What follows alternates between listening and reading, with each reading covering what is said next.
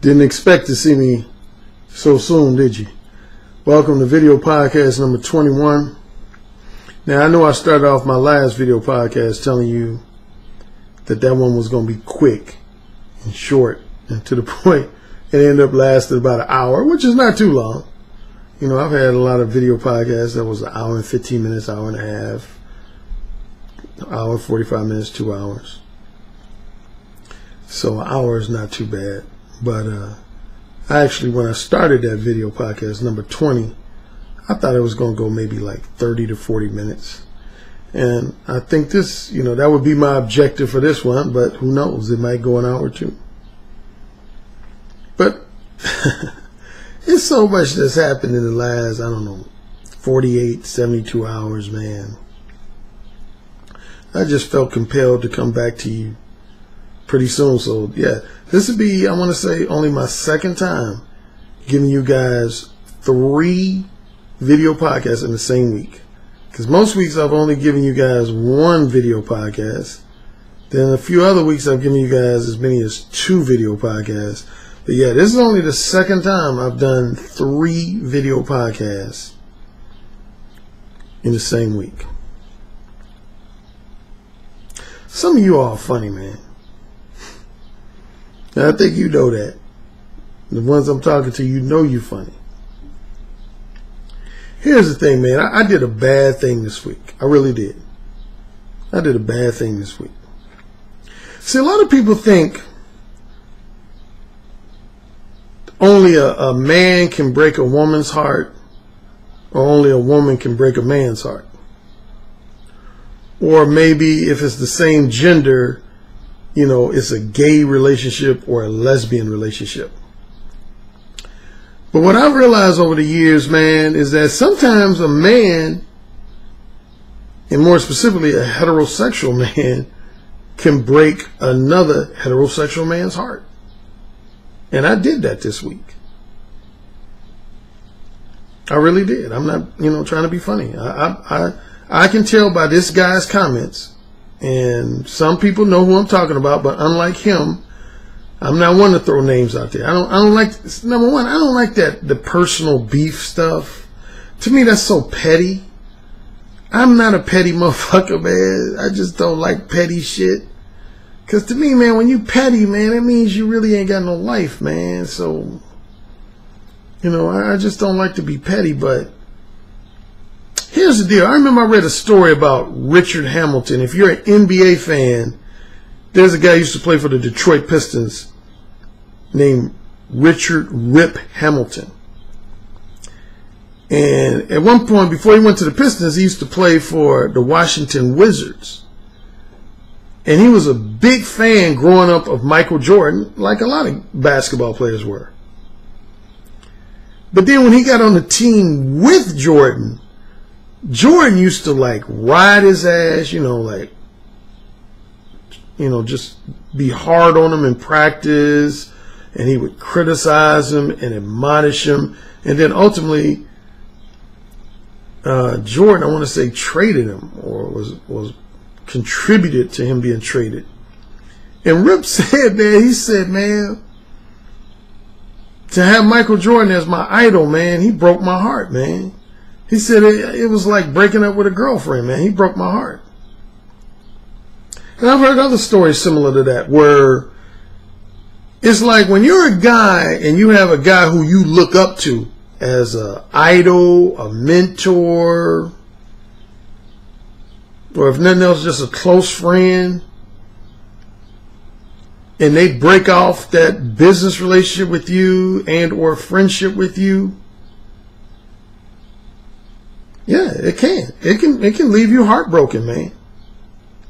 In a same-sex heterosexual type manner, man.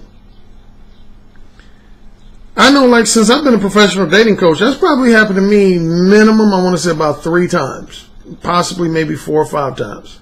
But I'll say minimum 3 times. Where I connected with guys who looked at me as like either a father figure, a big brother figure, a mentor, even, dare I say, an idol. And for whatever reason, man, I ended up having to part ways with them. And it hurt them, man.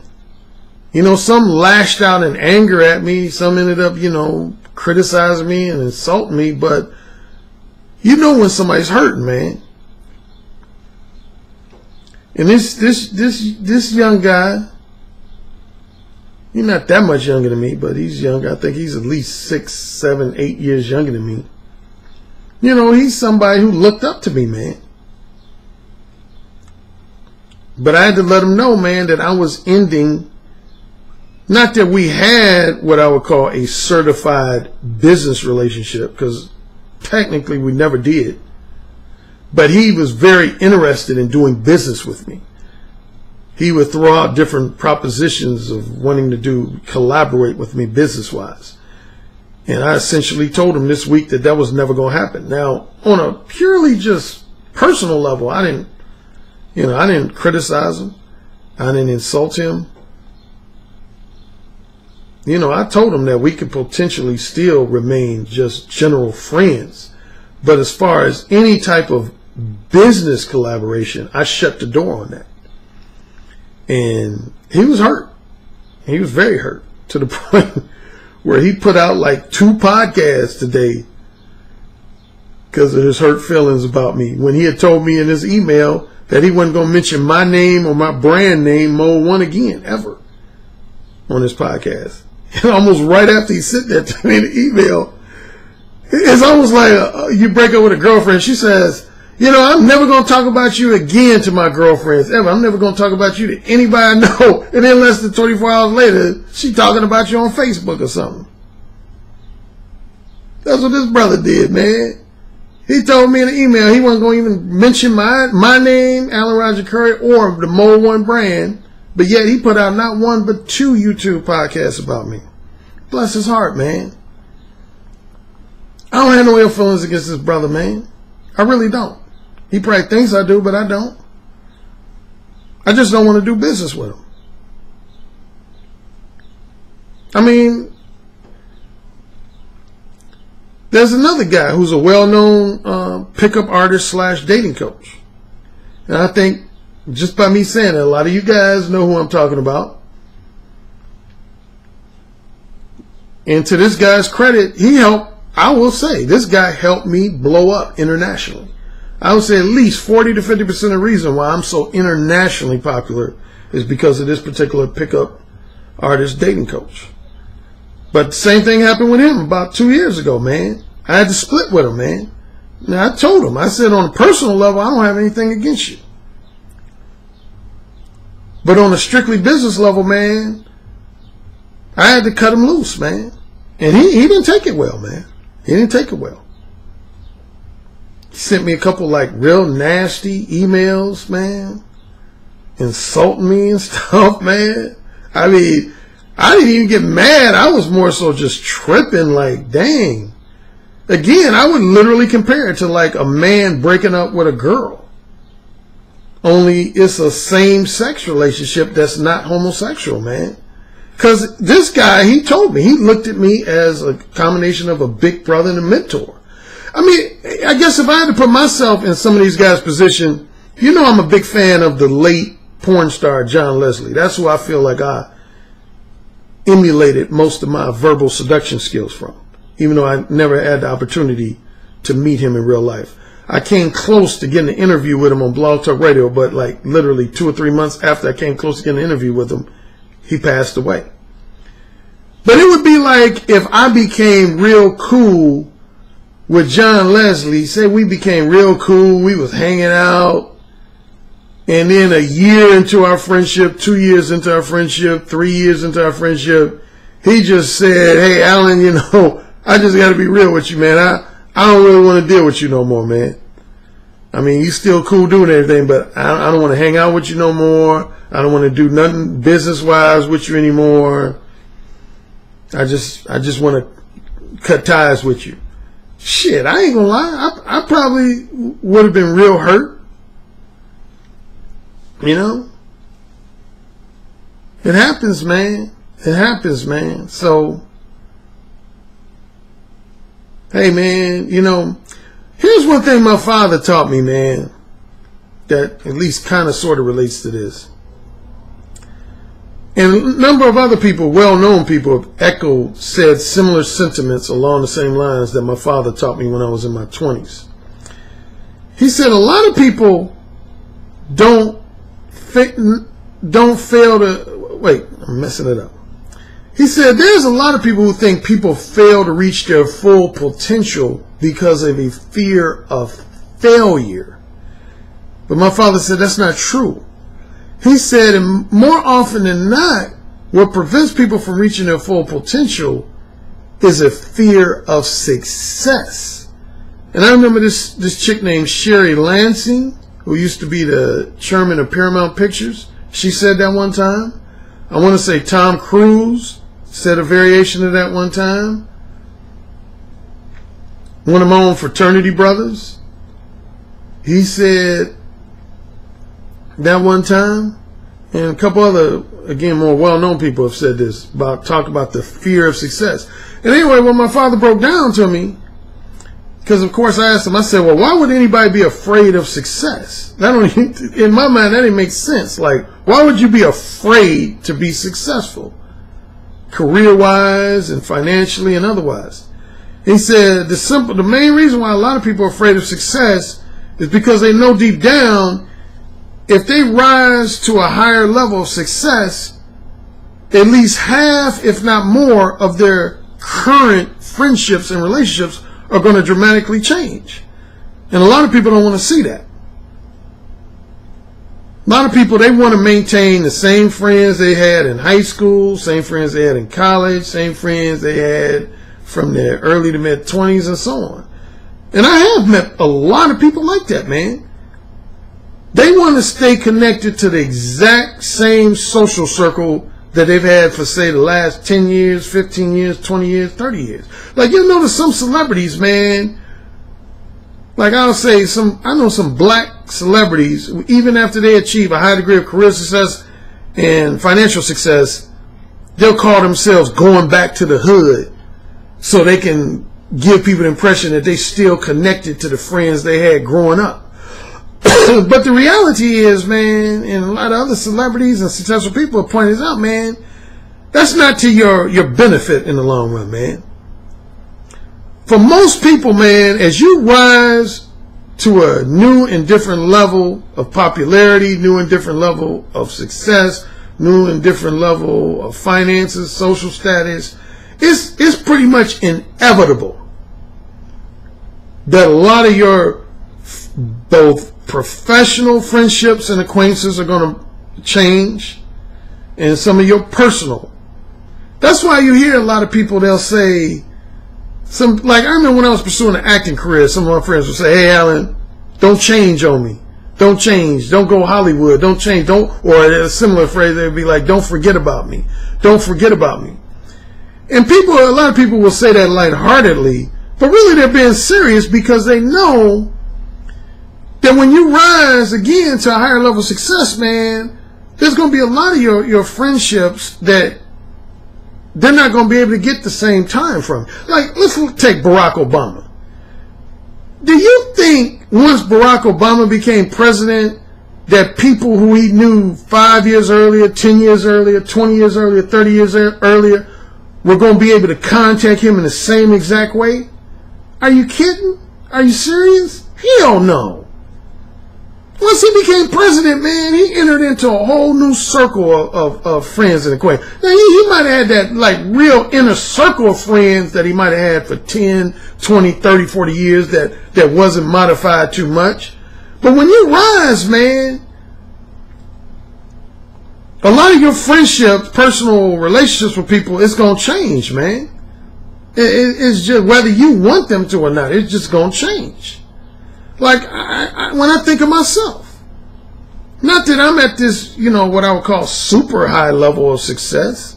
I would consider my level of success right now actually to be very moderate. But even with my moderate level of success, a lot of my friendships have changed over the last 5 years, 10 years, 15, 20 years, man. Like, I remember a piece of advice my brother gave me when I was living in Los Angeles. He said, bro, I'm gonna give you a piece of advice. He said, at least once every 3 to 5 years, man, you got to take inventory of all your friendships.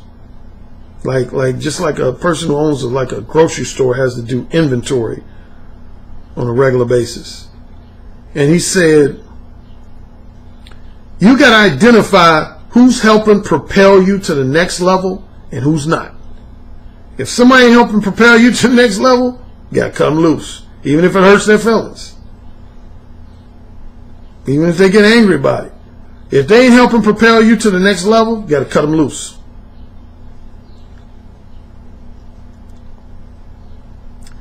Now, I'm not too super hardcore at cutting people off on what I would call on a strictly personal level.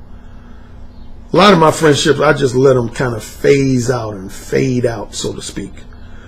But business-wise, I'll just openly admit, I'm a hardcore motherfucker. If I say something, I'm hardline, dude. You could be the nicest person in the world, sweetest person in the world, intelligent. I could like your personality. But if I don't think you're a good fit for any type of business collaboration of mine or some type of business association of mine, I will cut you loose like that. I will cut you loose like that. Matter of fact, I remember when I was in graduate business school, otherwise known as MBA school. I just mentioned this in my last video about I did 1 year of MBA school. And when I was in MBA school, I had to take these 2 personality tests. They would have all the students in the MBA school take 2 personality tests. One is very well known. I can't remember the title of it. But if you know about personality tests, this one is, I want to call it the J. Briggs test or something. Among personality tests, this one I took is very well known among like companies and corporations. The other one, not so much. But anyway, without getting a long story, my faculty advisor,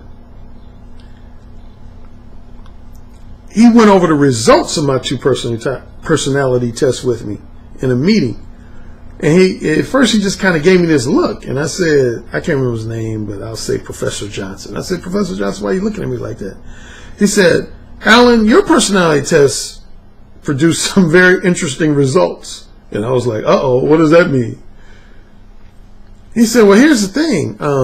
Because like MBA school, if anybody's attended MBA school, they know, unlike undergrad, MBA school is all about group projects. It ain't too much you do in MBA school that's individual. Almost everything is about working with other people in group projects. Because they're trying to prepare you for working in, corporate America, where you're going to be working with, your colleagues.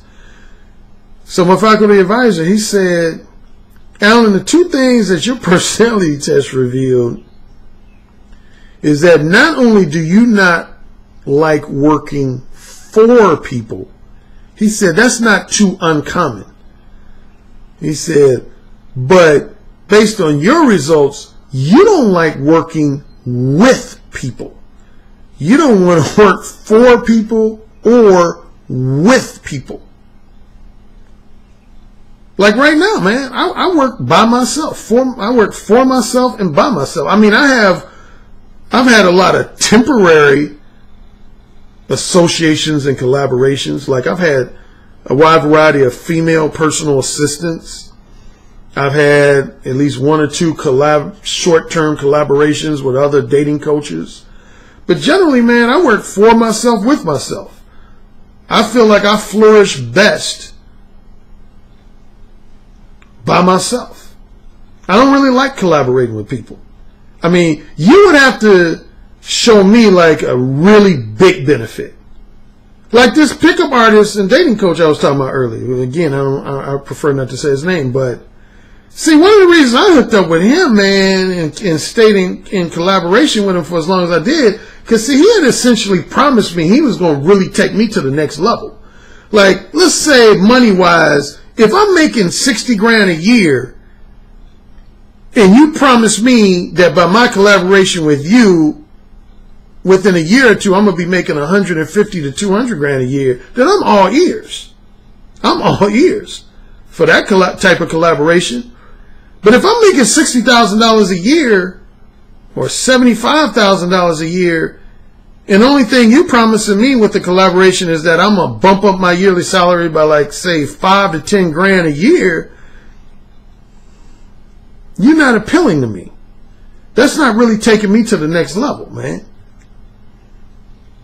I'm only looking to collaborate with people who are going to really take my shit to the next level. That's a big phrase of my brothers, man. Next level focus, man. Next level. If y'all do my brother, yeah. That's one of his buzzwords. Next level focus, man. So anyway, this is a bit of a ramble and a rant, and it was intended to be a ramble and a rant. Because, man, I'm kind of, I guess, sharing this wisdom with you to say to you, I don't know what a lot of you guys do, like career-wise or, you know, whatever, or if some of you all are entrepreneurs who listen to me, or, you know, not even necessarily just on a career level, maybe on a personal level, man, that if you're very ambitious, man, and you want to rise, man, again, it's inevitable that some percentage of your current friendships and current relationships, like, one more example, Michael Jackson. Michael Jackson, man, when he rose to the highest level of success, man, his own family members said they couldn't get in contact with him. Imagine that. When you're so busy because of your success that your own siblings, like I remember Jermaine Jackson talked about one time in an interview, he actually was mad at Michael, and that's his brother, man. And Jermaine was basically like, since Thriller came out, man, I can't talk to Michael, man. I have to, like, arrange a meeting with him through a secretary. This is his sibling, man. But Michael Jackson ain't the only one. I've read different stories about high-level successful people, man. A lot of them, man, they cut off their own family, or if they don't completely cut them off, they're so busy they just don't have time to interact with them, man. And you know me, man, that's like my mantra, man. Do not waste my motherfucking time, man. That's what I don't like. I don't like small talk, chit chat, fluff talk. That's one of the things that contributed to me formulating Mode 1. I don't like all that wasteful talk, just talking about random bullshit. I'm like this, man. You got to be talking about something important, man, for me to get my ear, man.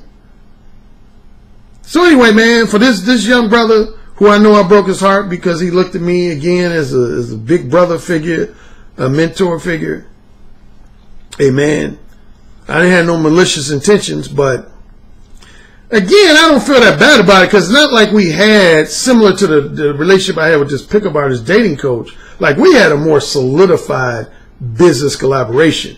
Whereas this young brother I'm talking about, we didn't have truly a solidified business collaboration. I mean, he did a good job of promoting my books on his YouTube podcast show. And he was proposing some potential future collaborations with me, but we never had anything solidified. So, yeah, I mean, it ain't like he was an employee of mine and I had to fire him. I mean, but I had to let him know again recently that I don't want any dealings with him ever again in the future on a business level. Now, again, if I ran into him at a social function or a party or the grocery store, I wouldn't have no ill feelings. I mean, I would talk to him. I might crack a joke or two with him or something like that. But as far as us doing anything, you know, again, business-wise, no. What did I say in my last video podcast? I'm very protective of my Mode 1 brand. And here's going to be my final thing before I wrap up. What am I at now? I'm at 25 minutes. Here's going to be my other thing, man. My message to a lot of you guys. Man, quit whining and complaining about women, man. Seriously, man. Just stop it. I'm not only talking to other YouTube podcast hosts who have a voice, a public voice, but even some of you just, you know, regular guys who do this on Facebook and Twitter. You know, I'm not forcing you to take my advice. I'm not obligating you to take my advice. But if you consider yourself an enthusiastic and loyal follower of me, and you consider my advice valid and credible, I'm telling you, man. I say this in my book. This is nothing new. If you truly read Mode 1, specifically Chapter 8, what is one of the things I say, man? Do not concern yourself with women's behavior towards you. That's out of your control, man. On a real tip, man, women are who they are, man. You ain't gonna fucking change them. I don't even know why you even attempting to try to change women. I tell women the same thing. There's a lot of women who spend their whole life trying to change men. This shit ain't gonna happen. Men are who they are. Women are who they are. People are only gonna change for their own motivations to change. Like, the only time I'm gonna change my behavior is if I have my own motivations for wanting to change my behavior. But ain't no woman gonna motivate me to change my behavior. You ain't gonna motivate no woman to change her behavior, especially if she ain't attracted to you. So why you going on Facebook whining and complaining about, oh man, all bitches ain't shit. Oh man, these women are so ratchet. Oh man, these women this, these women that. Man, what the fuck, dude? Seriously though. Really? Honestly, I do not like to associate with people like that, dude. My brother will tell you, my close friends, I don't associate in real life with guys like that, man. Because I look at those guys as weak. They are weak. Whiners and complainers, man. I hate whiners and complainers, man. Do I criticize various aspects of women's behavior at times? I sure do. I sure do. But you know why I do it? I don't do it in a whiny and complaining way. What I do, like when you hear me on my video podcast, maybe highlighting some of the flaws and weaknesses of women's behavior, is to show you how to counteract and or neutralize women's bullshit. I'm not doing it to be just, pointing the finger at them and whining and complaining. I bring up women's dishonest ways, disingenuous ways, misleading and manipulative ways, inconsistent, contradictory, and hypocritical ways to teach you guys, my clients and my followers, how to counteract and neutralize their bullshit behavior with Mode 1. But you ain't gonna never, matter of fact, if you go back to one of my early video podcasts, like when I want to say like as early as my very first one, no later than my second or third video podcast, that's one of the things I pointed out. I was naming some names of other YouTube hosts, and I said, I gotta give you fair warning, if you expected me to be like some of the other YouTube hosts that I mentioned, I'm not. I'm a professional dating coach, man. I'm a professional dating coach. I'm not on YouTube to weekly or daily present you with harsh criticisms and opinionated commentary of various aspects of women's behavior and essentially tell you how women are not shit. That's why you got MGTOW, man. MGTOW is full of a bunch of guys who just can't stand women, don't want to interact with them anymore. That ain't me, man. That ain't me. I hope none of y'all thought that was me, and if you did, I don't know where you got the impression from, but that ain't me, man. And again, I say that in my Mode 1 book, man. I'm not a whiner and complainer of women, man. I'm always looking to seduce and fuck women. And if a woman happens to be special, I'm looking to date her. I ain't looking to sit around on a computer and be on Facebook talking about, oh man, all women ain't shit. The only specific faction of women I do tend to be very frequently harshly critical of is the women I refer to as misandrist and hardcore feminists. Now, I will openly say I don't like those two groups of women. Women who are misandrist, which is the female equivalent to a man being a misogynist, misandrist, and women who are just radical, hardcore feminists. I don't like those two types of women. And I make that publicly known. But beyond that, I don't have no major criticism of women. Because my attitude, man, is if you don't like women's behavior, don't fuck with them. Don't sit around whining and complaining. Don't fuck with them. It's simple. What's hard about that? If you don't like the food at a restaurant, stop going. Don't sit around dogging that restaurant out on Facebook every week, or on Twitter every week, or on YouTube every week. If you don't like the food at a restaurant, stop going and then shut the fuck up. That's what you do. You stop going and then you shut the fuck up. If a woman gets on your nerves, guess what? Leave her alone and then shut the fuck up. That's what you do. You leave her alone and then you shut the fuck up.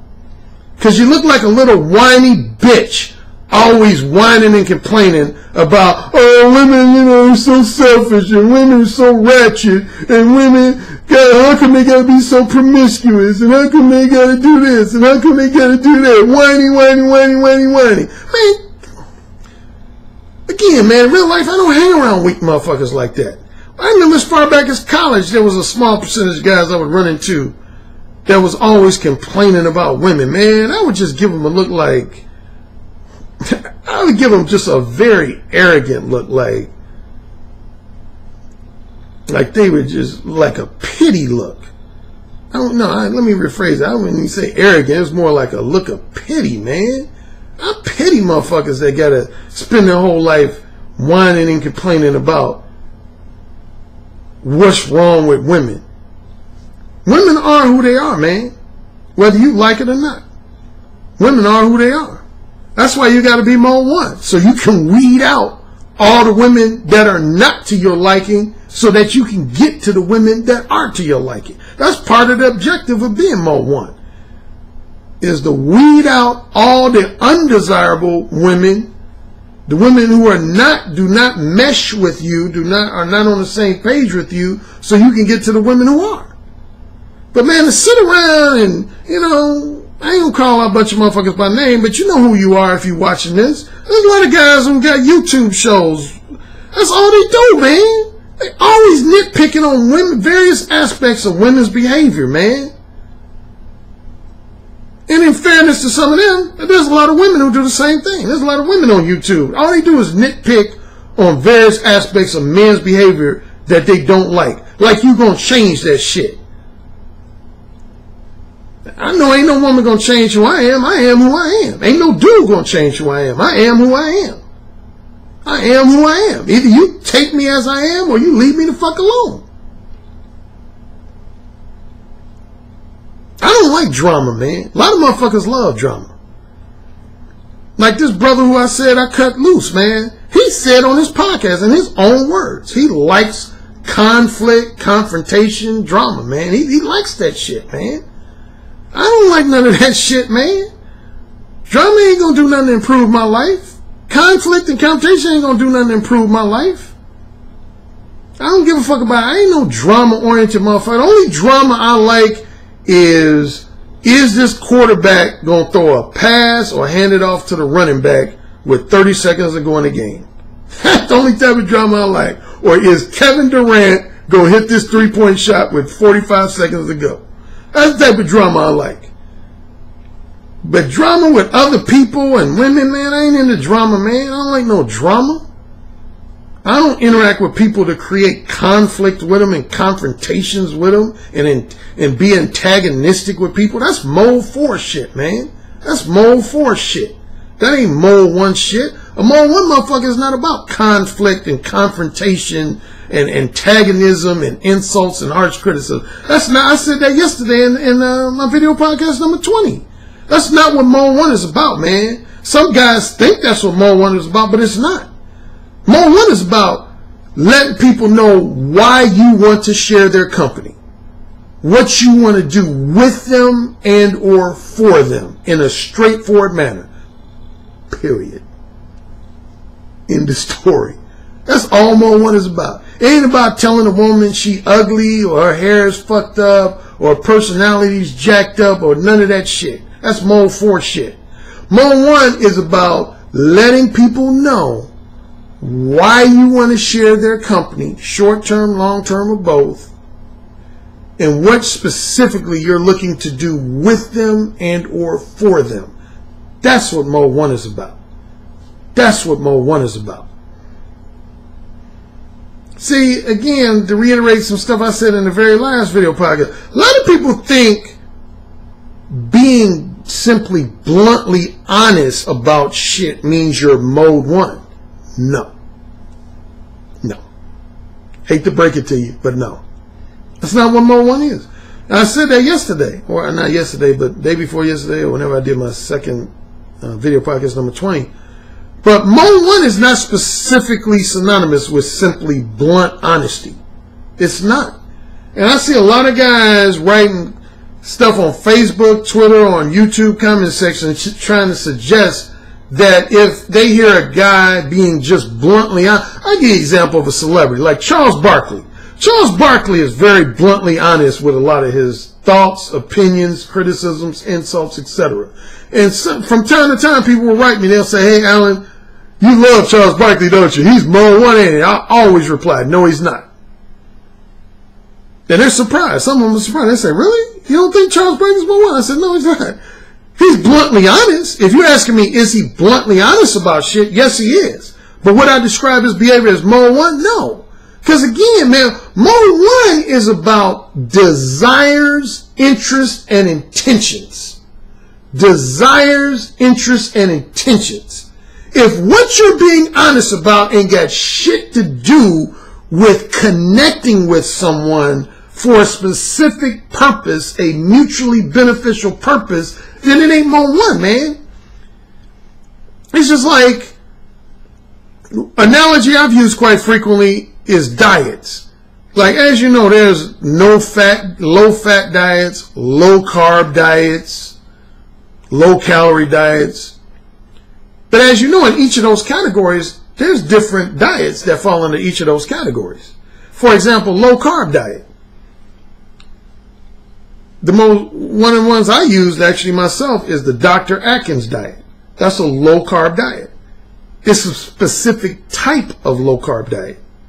Then you got the South Beach diet. That's another specific brand and type of low carb diet. Then you got the paleo diet, a specific type of low carb diet. There's probably about 4, 5, 6 or more different types and or unique brands of low carb diet. So for someone to say, if you told him he was on the Atkins diet, to say, oh, okay, so the Atkins diet is the exact same thing as a low carb diet. Yes, but no. Again, Atkins diet is a specific type / unique brand of a low carb diet, but to just simply say it's like all low carb diets, that would not be true. And see, that's how I feel about Mode 1. And that's what I was trying to get across in video podcast number 20. Mode 1 is my specific, unique brand of straightforward honesty. It's my own specific brand of straightforward honesty. So in other words, everybody who's Mode 1 incorporates straightforward honesty, but not everybody who's straightforwardly honest is Mode 1.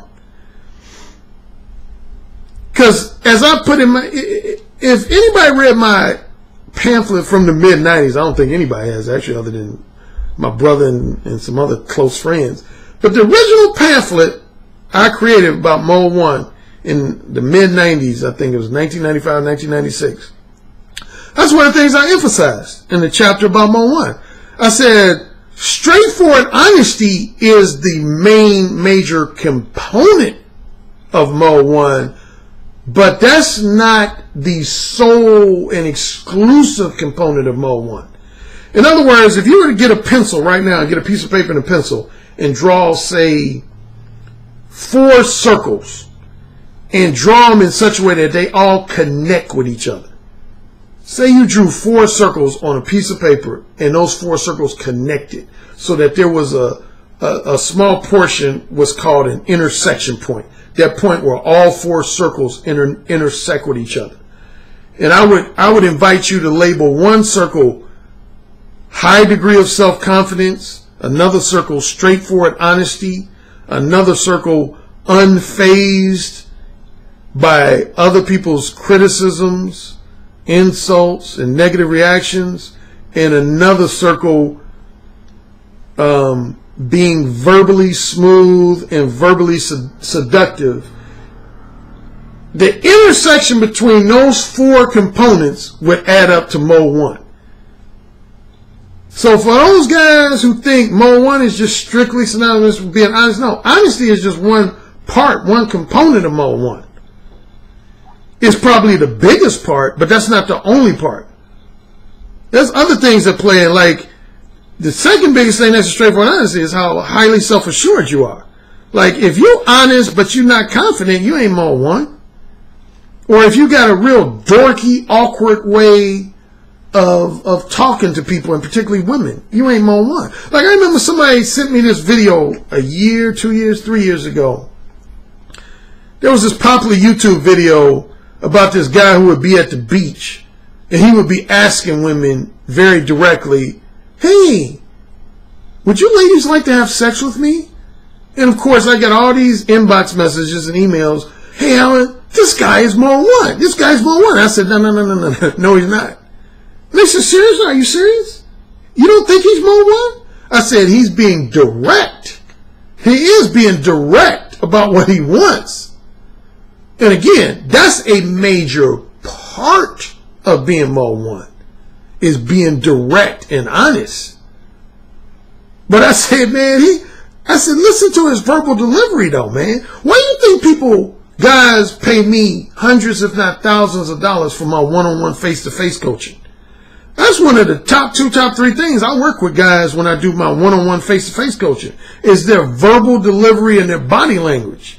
Because you can be honest to the day is long. You can be honest, straightforwardly honest to your heart's desire. But if you don't have the right verbal delivery, man, I would not give you the blessing of calling you Mode 1. Again, I hate to pick on this young brother who I recently cut business ties with, but by his own admission, he said that about himself in one of his 2 podcasts he did this morning directed at me. He said, yeah, Alan, I'm paraphrasing some of his words. He said, Alan Roger Curry, I noticed he said in his video podcast that part of being Mode 1 is being verbally smooth and seductive. He said, well, I'm not that way, and even more so, I don't want to be that way. Well, my rebuttal to that is, then you're not Mode 1. You can call yourself bluntly honest. You can call yourself verbally direct in your speech, but I would not call you Mode 1, because that is a part. That's why I wrote Ooh, Say It Again. That's the main reason why I wrote my book called Ooh, Say It Again, Mastering the Fine Art of Verbal Seduction and Oral Sex. Because being verbally smooth is part of Mode 1. So if you're looking at all the parts of a car, you can say straightforward honesty is maybe the engine, which most people consider the most important part of the car. So straightforward honesty is the engine that makes the car go, so to speak. But as you know, in a car, you got your transmission, you got the tires, you got power steering, whatever else. That's how I look at Mode 1, man. Mode 1 is not just about honesty. It's not. And that's why I hate when people say that, when people go on Messenger and say, oh, Alan Roger Curry's book, it's no point in you reading. It's just about being honest with women. No, it's not. Straightforward honesty, again, that's one component. That is the most major component, but that's not the only component. Like, let's say a guy went up to a woman and he was direct, but he sounded like this. Hey, good, I want to fuck you silly. Oh my God. I want to fuck you silly. You think I would call a guy like that Mode 1? Are you serious? I mean, literally, are you serious? Now, when I was talking all goofy like that and corny like that, was I being directly honest? Yes, I was. I was telling this woman I wanted to fuck her. But was there anything verbally smooth about that? You gotta be verbally smooth, man, to be Mode 1, man, for me to call you Mode 1. Now, in your own neighborhood, when I'm not looking or I don't know you, you can tell your friends you being Mode 1. But I guarantee you, if you ask him my opinion, and I watch you on video or hear you on audio, and I hear how you sound, and you sound dorky, or you sound abrasive, harsh, antagonistic, man, I ain't gonna give you no Mo One blessing. Hell no, man. Mo One is about being a verbally smooth motherfucker. Oh, and one more thing, and then I'm going to leave this young brother alone, who I had the parting of ways with. I already said, he made the comment that he's not verbally smooth and seductive, nor does he want to be. He took it a step further and said, suggested or implied or insinuated, he said, I think Alan Roger Curry is misleading a lot of his clients by making them all believe that they can be verbally smooth and seductive like him, and the average man can't be that way. Not all men can be that way. He's half right and he's half wrong with that assertion. Now, where he's right is when he says not all men can be verbally smooth and seductive just like Alan Roger Curry. Oh, I 100% agree with him. I tell men that all the time. Why do you think my nickname is the King of Verbal Seduction, man? Shit, can't no guys come up to my level. I'm the king, motherfucker. To lightheartedly throw out my ego, man. Shoot, man. And for those of you who don't know the story, that ain't a flattering nickname I gave myself. Women in California gave me that name. These 3 women I knew in California gave me that nickname, as well as other women. A lot of women have called me variations of that. The king of phone sex, the king of talking dirty, king of verbal eroticism. I've had so many king or master of talking dirty, master of verbal seduction. I'm the king of verbal seduction. So as far as this brother who I parted ways with saying that not all men can be verbally smooth and verbally seductive like Alan Roger Curry, he's correct in saying that. I agree with that 1,000%. Now, to say that not all men can be verbally smooth and seductive in their own right, I vehemently disagree with that. I vehemently disagree with that. I've taught a lot of clients how to be more verbally smooth and seductive with women. A lot of clients. I get testimonials in my email all the time about guys telling me how I helped improve their verbal game with women. Again, that's one of my main, tenets of my one-on-one face-to-face coaching, and to a lesser extent my Skype and telephone coaching. That's when guys hire me for one-on-one face-to-face coaching, that's, again, one of the top 2 to 3 things I work with guys on is their verbal delivery. I've seen guys start off at ground zero and improve either in a matter of days, a matter of weeks, a matter of months, maybe some took them over a year or so. But I give a good example. I remember I met a guy when I spoke in Berlin, as you see on my hat. I did this workshop in Berlin, and there was a few guys I met that approached me about verbal seduction, becoming more verbally smooth and verbally seductive. And I work with them. And sure enough, at least 2, if not 3 of them, weeks later, man, ended up writing me emails. They said, damn, Alan, my whole verbal game is totally different because of you. My whole manner of verbal expression with women is totally different because of your coaching. That's what I do, man. So for him to say, this brother who I parted ways with, to say that not all guys can be, that's bullshit. That's bullshit. Now it's like if I had to use a basketball analogy, if he was to say not all guys can play basketball like Michael Jordan or Kobe Bryant or Steph Curry or Kevin Durant, yeah, that would be true. That would be true. Not all guys can. Those guys put in years and years and years, man, in that sport, learning their craft. But if anybody was to say, oh, the average person can't learn how to play basketball, that would be false. You can teach anybody how to play basketball.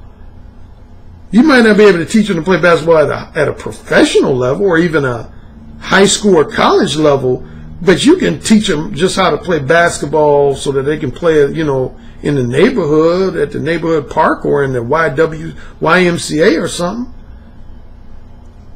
You can teach anybody how to play basketball.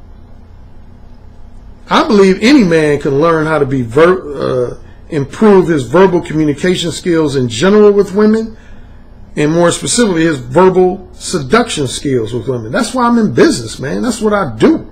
That's how I make my money. What are you talking about? That's how I make my money. So anyway, I'm coming up on 51 minutes. I think I'm going to shut it down here, man. So this was more, as you know, by listening to me today, this wasn't as much as of a self-help type video podcast as much as it was me just, in some cases, admonishing some of you guys and just sharing my general thoughts.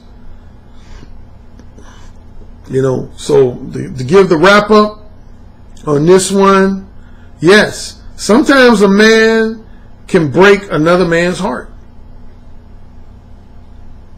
For lack of a less melodramatic way of putting it, I mean, I think anytime, and I'm empathetic to that. Like I said, I mean, I think anytime somebody looks at somebody as either a father figure, a big brother figure, a close confidant, or a mentor, and that person decides to part ways with them, it's going to hurt, man.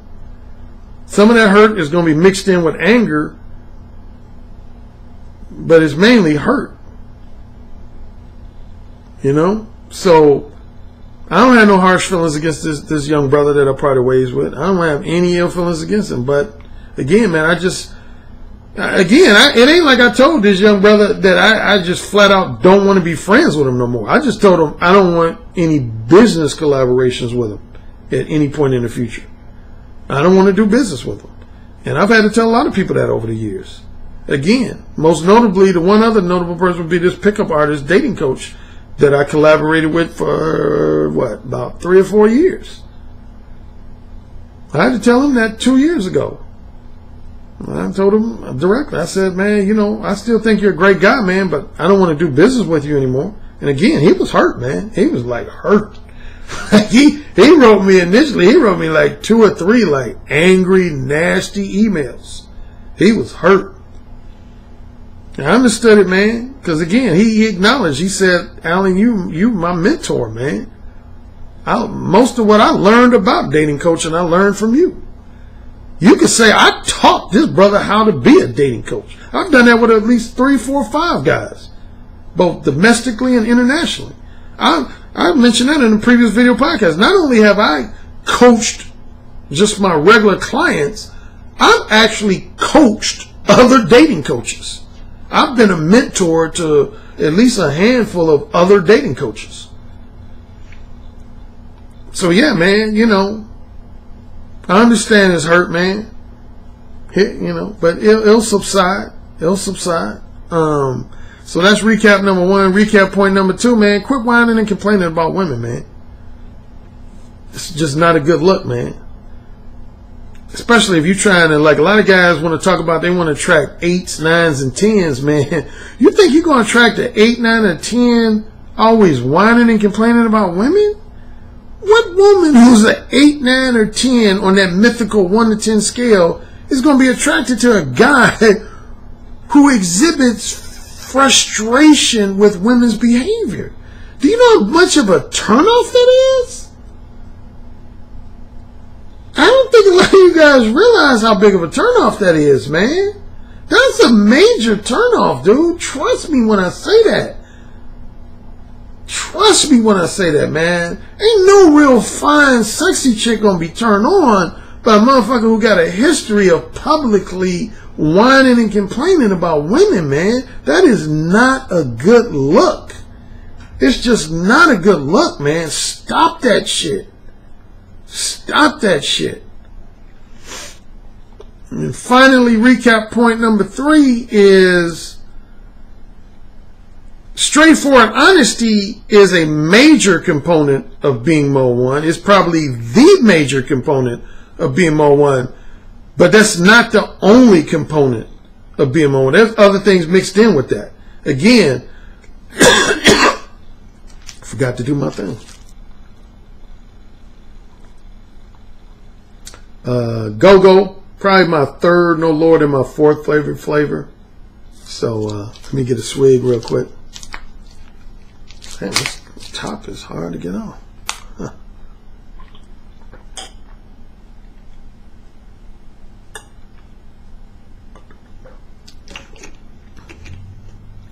I'm surprised I went this long in this video podcast without having to take a swig. I think this is the first time I've ever waited to the end of a video podcast to take a swig. But yeah, recap point number 3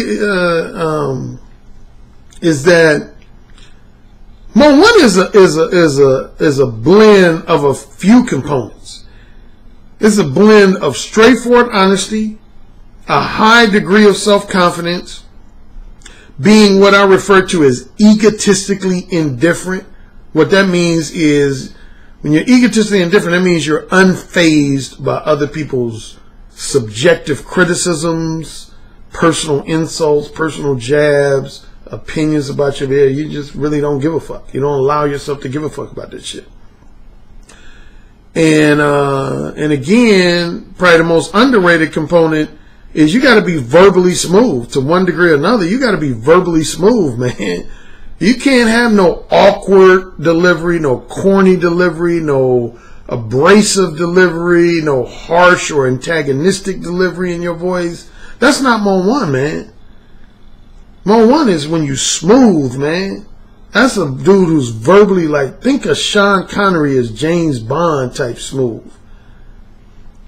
You know, Javier Bardem and Vicky Cristina Barcelona, how smooth he was verbally. Or Mickey Rourke in 9.5 Weeks, how verbally smooth he was, man.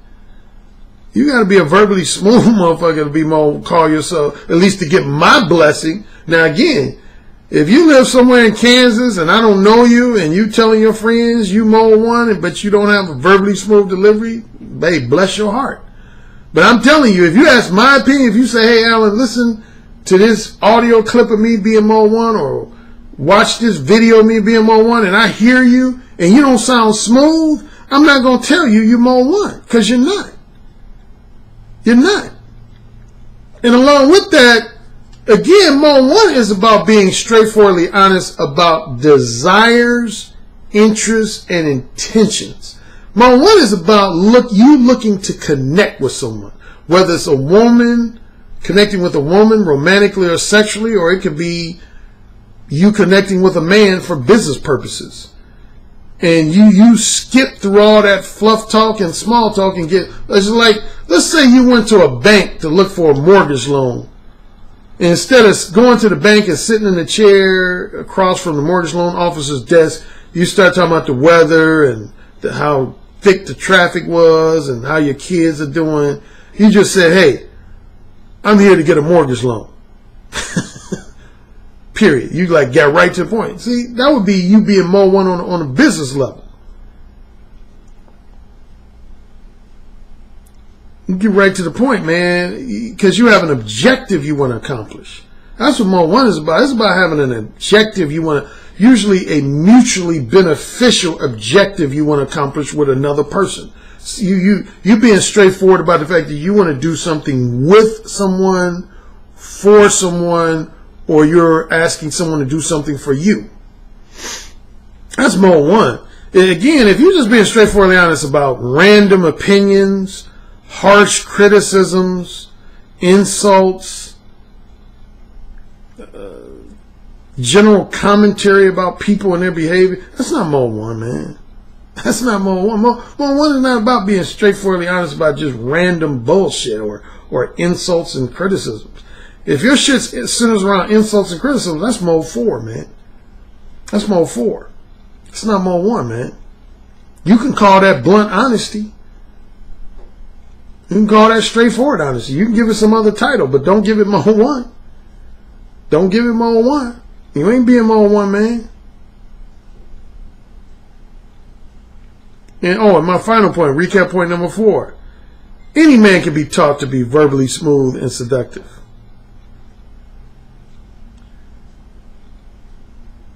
Any man can be taught to be verbally smooth and seductive.